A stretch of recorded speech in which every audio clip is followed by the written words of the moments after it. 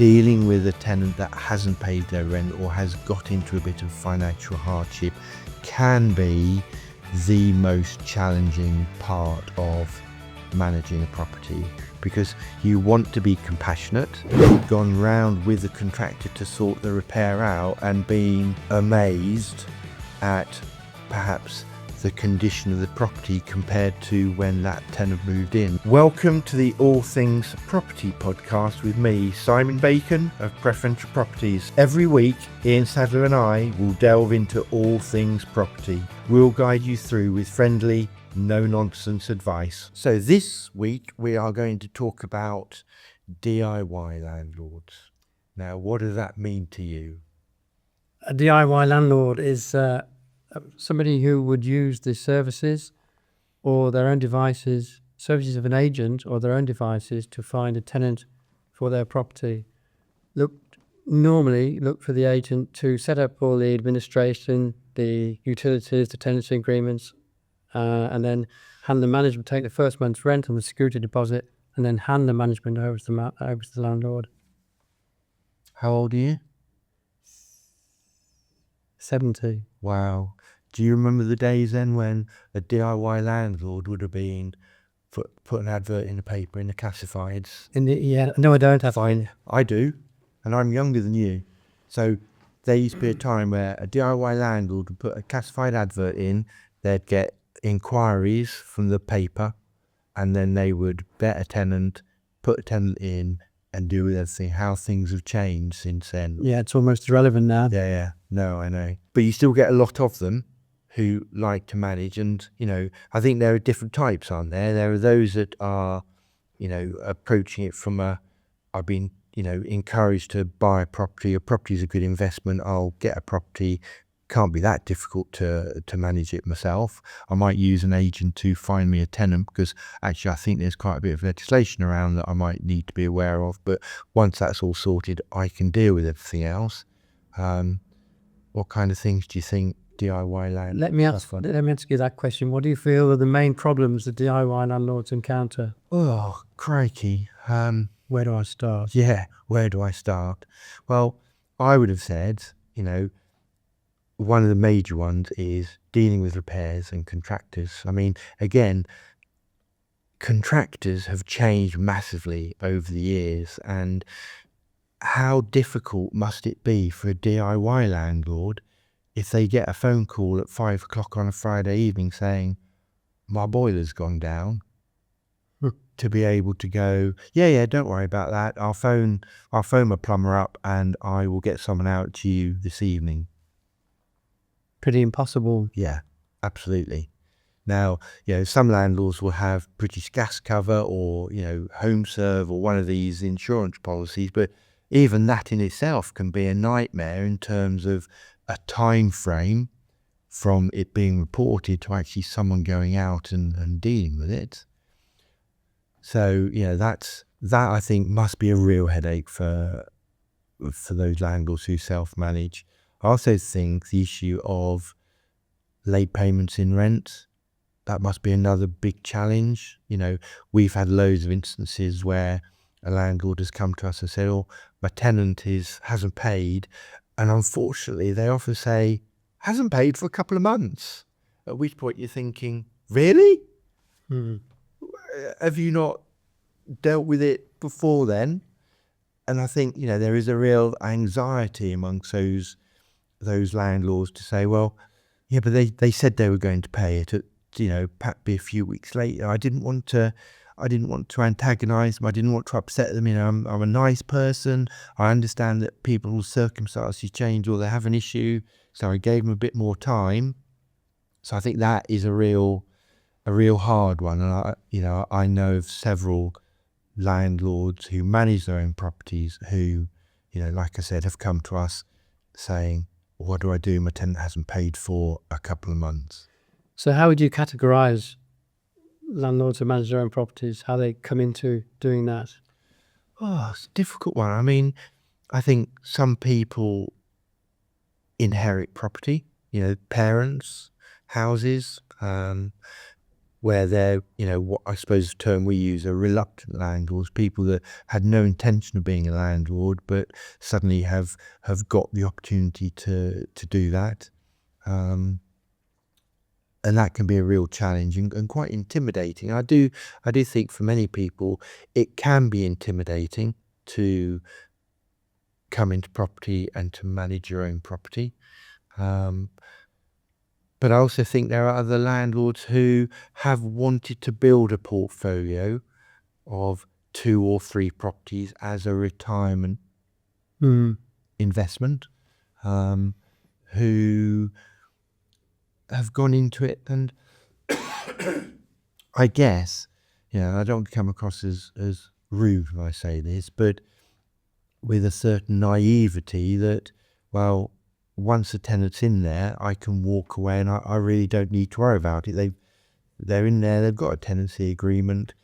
I really don't need to worry about anything else. And they'll report repairs, they'll do this, they'll do that if they need me, instead of being proactive and building that relationship with the tenant. So I think they're probably the two kind of let-only landlords. And you've obviously got the third one that, why pay someone else to do something that I'm more than capable of doing? How hard can it be to,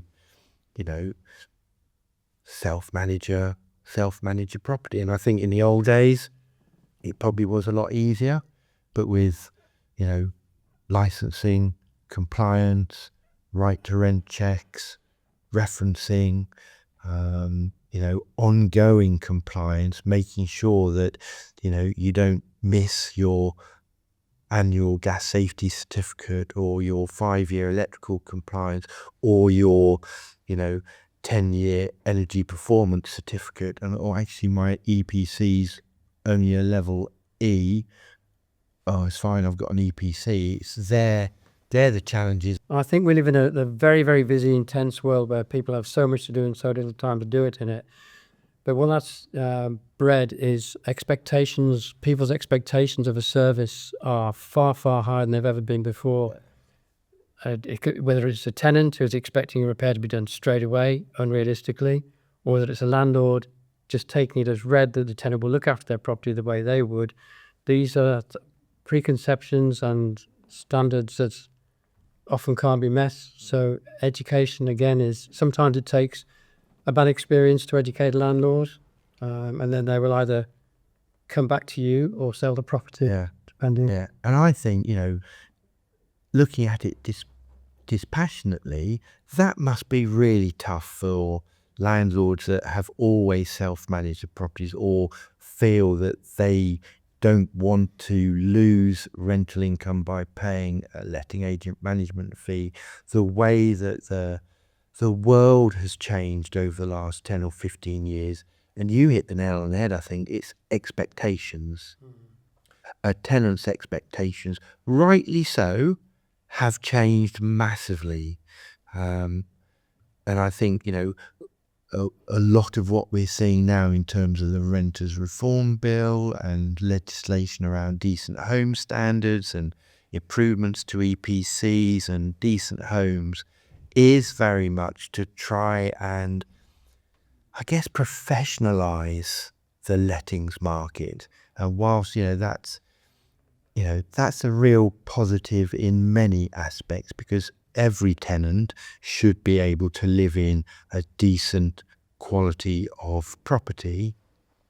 That also puts a massive onus on landlords who previously have managed their own properties to make sure that they are keeping up with those changing expectations. And I feel sorry for them on occasions. I think that there is so much to think about that it must, I imagine there are landlords that have sleepless nights thinking, oh my God, I haven't done this, or what about that? Is this covered? Is that covered? Am I compliant? Because unfortunately, there are so many now regulatory bodies out there with the councils handing out big fines for non-compliance, not because you've deliberately not done it, but because you have just forgotten to do it or not realise that you had to do it. And, that's where the support, I think, of a letting agent really comes into its own. Is almost an unseen cost. Or you can just get landlords that just don't give a toss and don't respond to things and wait for disasters to happen and don't really care too much. That's the kind of landlord that the Renters Reform Bill is trying to eradicate. It's a big... Do you think it will? No. No. So, as long as you can't change people's personalities. If that's the way they do business, that's the way they're always going to do business. And they'll just wait to get caught, pay the fine and move on. We should have a separate podcast episode about government legislation and the effect it's had on the rental market. Funnily enough, that is one of the ones that we've got coming up shortly. Good. Thank you for raising that in. Do you get many landlords with portfolios who manage it themselves? No, none. No. The only way they manage it, which is a lot of my clients are investors, well, 95% of my clients are investors, and probably 5% of them have a full handle on the financial aspect of their portfolio. I've got one in particular.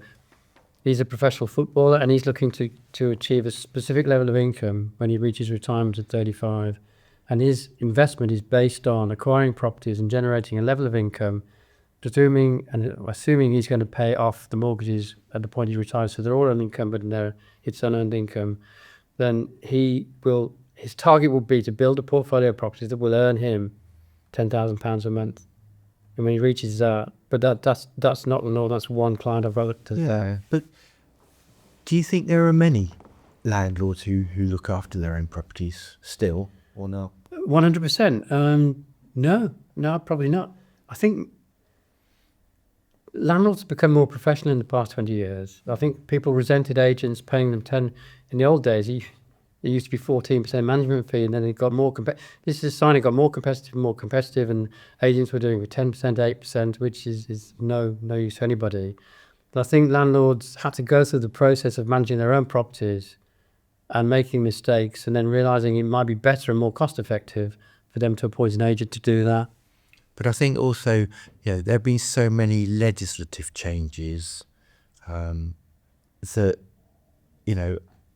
I'm sure, because we still have a lot of let-only landlords. So landlords, when I talk about let-only landlords, I guess what I'm saying is those landlords who will use us to find the tenant, to market it, find the tenant, draw up the tenancy agreements, ensure the initial compliance, and then once the tenant's moved in, they will take over the management of the property.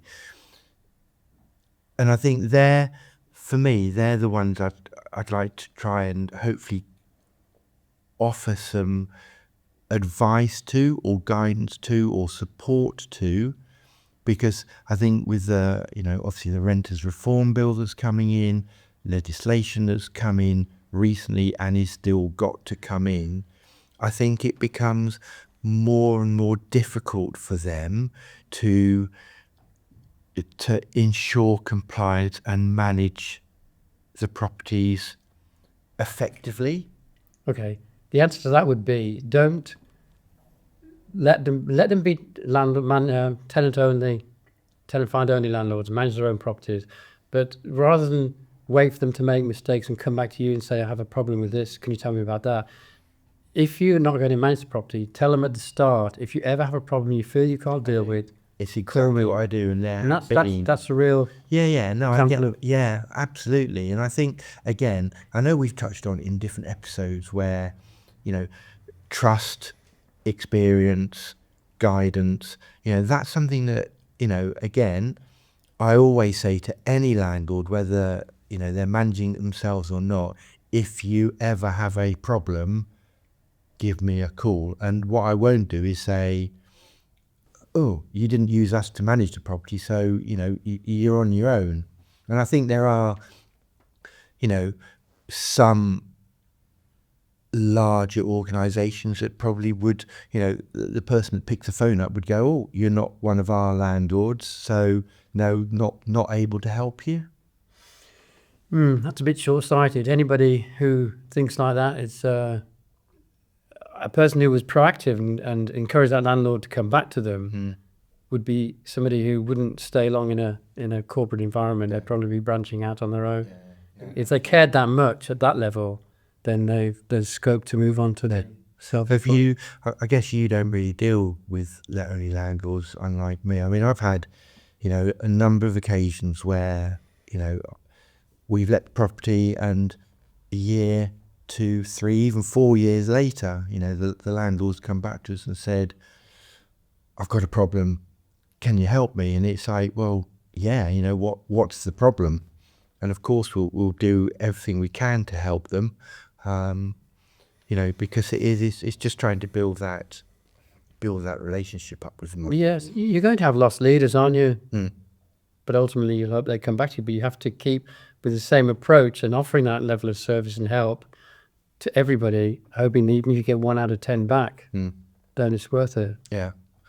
I mean, I've had landlords who, they've had, again, I think we've touched this previously, where, the tenant's circumstances change, and very quickly, if you don't, if you're not interacting with the tenant, a situation can escalate really quickly. We've had situations where, the landlord hasn't gone round to inspect their property. They've got a phone call suddenly because there's a repair that needs doing. They've gone round with the contractor to sort the repair out, and been amazed at perhaps the condition of the property compared to when that tenant moved in, and thought, oh my God, I didn't realise that, the carpets have been absolutely destroyed, or the garden's a right mess. And often it's, a neighbour perhaps complaining about the garden. So, we've had instances where landlords have come to us and said, what do I do about this? Because they haven't built that relationship up with their particular tenant. So, and it's really hard sometimes. Another one is when the tenant doesn't pay their rent. And you're ending up having to say to them, well, this is what you need to do. Sometimes that's enough, but there are lots of landlords who manage their own properties, and I'm not talking about portfolio land. I'm just talking about a landlord that's got a property, so it's not their full-time job. It's just they see it as an income that's coming in, an investment. And when things go wrong, although there's lots of information on the internet, the ability to phone someone or to speak to someone and have them go, yeah, this is what you need to do. Let me walk it through with you, or talk it through with you. Let me show you what to do.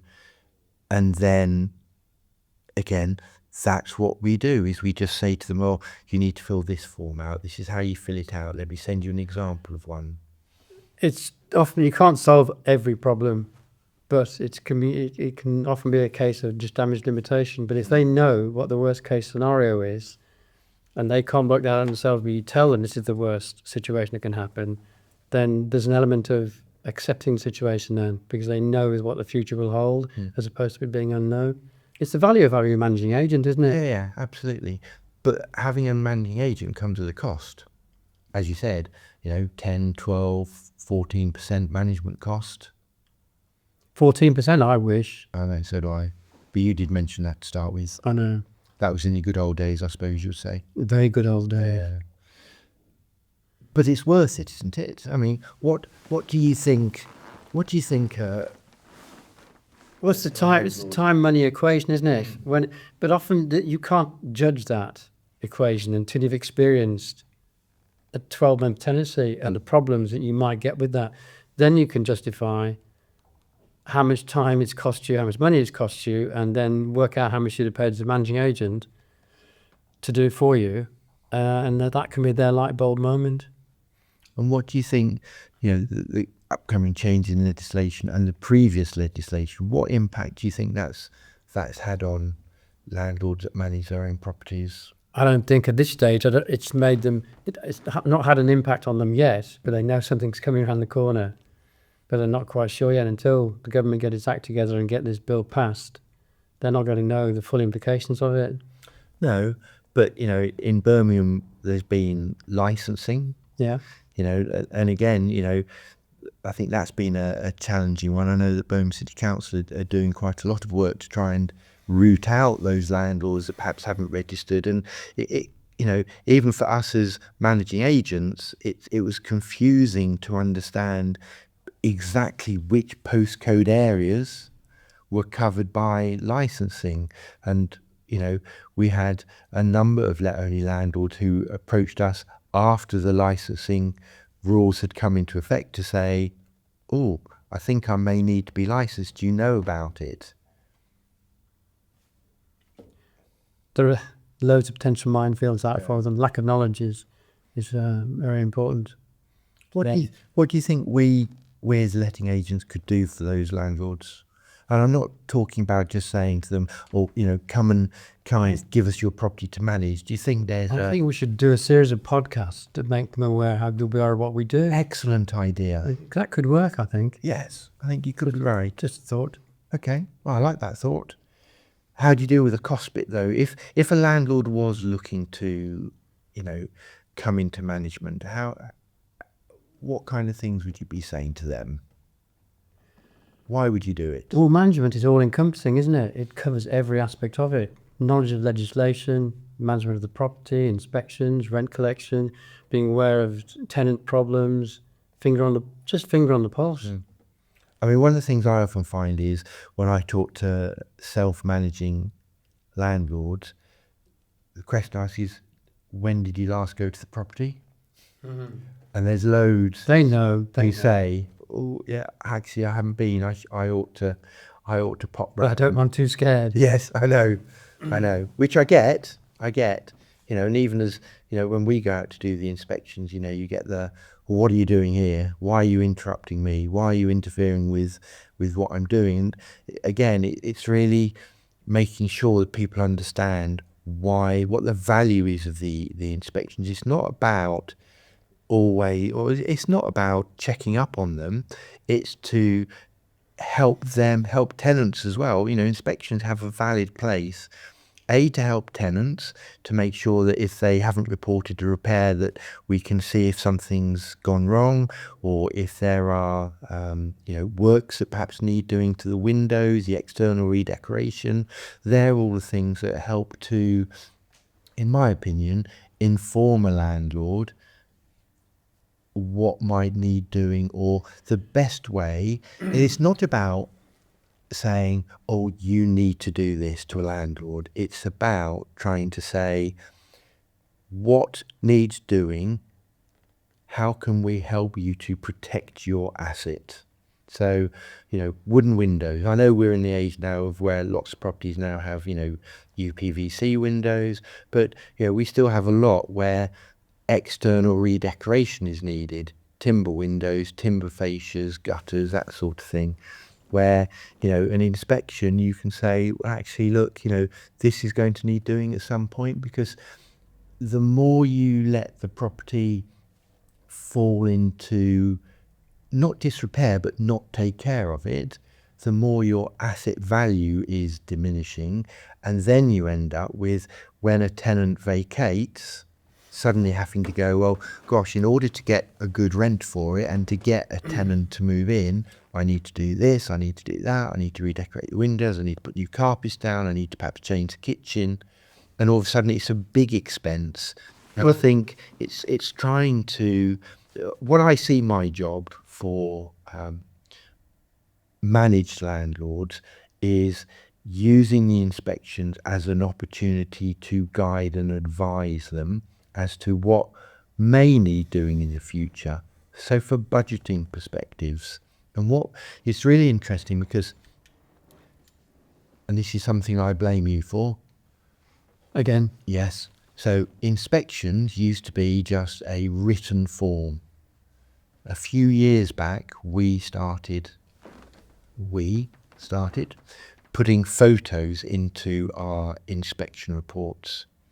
And the number of positive comments we got, because a crack on the wall or a external window that is starting to rot, whilst you can put that down on a bit of paper and it's words, it's black and white, when you see it as a colour photo, it led to a large number of people go, oh, I hadn't realised it was quite that bad. And then all of a sudden the relationship between the landlord and the tenant changes, because the tenant's thinking, oh, that's good, because the landlord's interested and starting to do some of this work. And I think for me, coming back to, how to help let-only landlords, I would say I would encourage them to provide or do the services that we would undertake if we were managing it.